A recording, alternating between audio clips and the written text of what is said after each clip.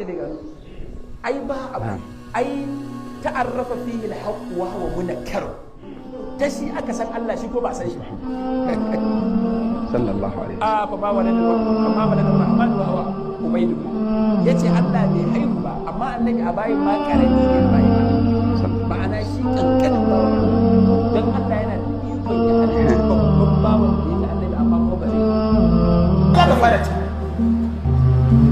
wani shaki da ya tone ma Dr. Idris Rami wai Dr. Idris ya zagi manzon Allah ashe yayi magana ne nauyi da sai Dr. Idris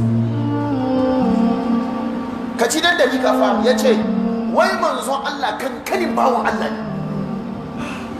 ne shi yasa muna kiran gwamnati a kama shi yazo ya gwada muna aya ko hadisi da ya nuna manzon Allah cikin bayin Allah shine kankani shebar na tuna da wanda yace Muhammadu Sakiru mun gane ko shi malami a karan da yace Muhammadu Sakiru wai manzon Allah kankani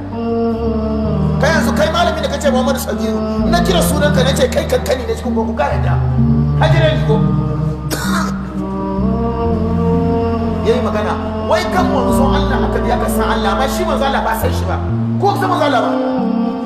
ba san manzon Allah ba to an san manzon Allah ubanka ne ba sani ba amma manzon Allah an san shi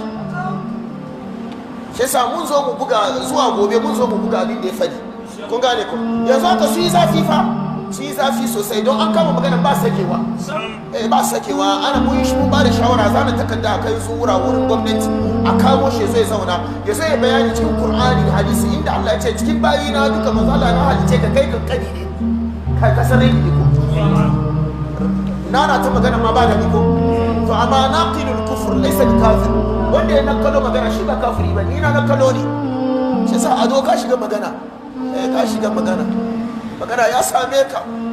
ai da kana ta yi na Dr. Idris jijiyar duniyan kana ta tashi yana ta tashi a kama shi to yanzu kai za kama shi sa duk wanda ya kulla mata wasa sharri